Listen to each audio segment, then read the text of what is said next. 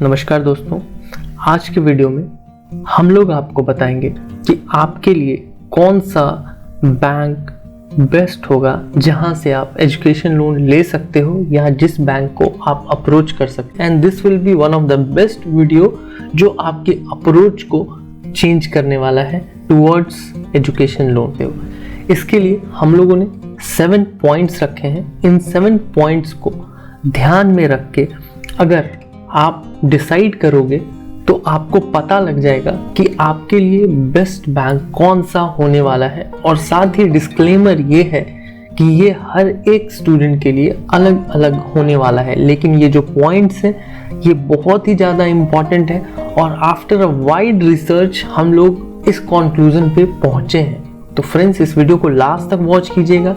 अगर आपके अंदर इतना पेशेंस नहीं है तो जल्दी बढ़ा के 2x में देख के, लेकिन इन 7 पॉइंट्स को ज़रूर देखिएगा, उससे ही आपको ज़्यादा क्लैरिटी मिलेगी। सो आई होप फ्रेंड्स कि इस वीडियो से आपको थोड़ी क्लैरिटी मिले। So guys, the first point कि आपको प्रेफर उस बैंक को करना है जिस बैंक में आपका और आपके पेरेंट्स का, जो आपके को एप्लीकेंट होने वाले हैं, उनका सेविंग्स अकाउंट ऑलरेडी है। उससे क्या होता है कि वो एक ट्रस्ट फैक्टर है जिससे बैंक थोड़ी बाउंड होती है आपको लोन देने के लिए। द सेकेंड थिंग कि अगर आपके जो गार्डियन हैं, आपके जो पेरेंट्स हैं, वो सैलरीड हैं, मतलब वो कहीं जॉब करते हैं और उनकी सैलरी जिस भी बैंक में आती है, अगर उस बैंक में आपका अकाउंट ना भी हो फिर भी आपको ये प्रेफर करना चाहिए कि आप उस ही बैंक में अप्लाई करें जहां आपके पेरेंट्स का सैलरी अकाउंट है। इससे भी कुछ प्रेफरेंस मिलता है क्योंकि एजुकेशन लोन जो टोटली है वो बैंक के इंटेंशन पे डिपेंड करता है, वो आपको लोन देना चाहती है कि नहीं। थर्ड थिंग, आपको हमेशा ही जो बैंक चूज करना है वो अपने होम ब्रांच के नज़दीक वाले बैंक एंड उसके ब्रांचेस को चूज करना है। आप कहीं भी अगर रेंटेड घर में रहते हैं तो आपको कोशिश करना है कि आप वहाँ के नियर बाई ब्रांच को अप्रोच ना करें, अदरवाइज वो बैंक वाले आपको तारीख पे तारीख देके आपका एडमिशन भी कैंसिल करवा सकते हैं, या फिर वो आपको इतने दिन तक टाल देंगे कि आप फाइनली फिर किसी और बैंक में चले जाओगे या फिर किसी प्राइवेट फाइनेंस से पैसे लेके आप अपना फी पे कर दोगे। सो बेटर कि आप अपने होम ब्रांच के आसपास वाले बैंक ब्रांचेस को विजिट करें।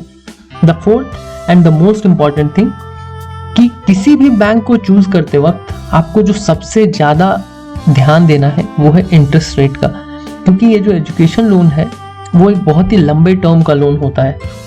तो इसमें छोटा सा भी अगर डिफरेंस एजुकेशन लोन के इंटरेस्ट रेट में है तो वो इन लॉन्ग टर्म काफ़ी बड़ा इम्पैक्ट करता है। सो आई इंसिस्ट कि अगर आपको कहीं भी इन चीज़ों की दिक्कत नहीं है, आपको अगर हर एक बैंक में बहुत ही आसानी से मिल सकता है, इन दैट केस आप इंटरेस्ट रेट को ध्यान में रखते हुए ही बैंक को डिसाइड करें। एंड इसी में एक और चीज़ है, वो है प्रोसेसिंग टाइम, कि कौन सा बैंक आपके लोन को प्रोसेस करने में कितना वक्त लेती है।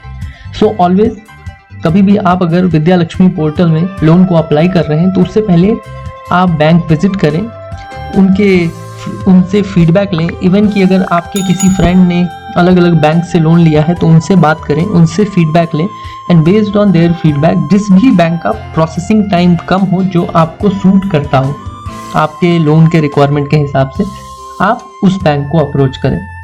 देन आपको उस भी बैंक को चूज करना है या अप्रोच करना है जहां आपके पेरेंट्स ने ऑलरेडी लोन लिया हुआ है।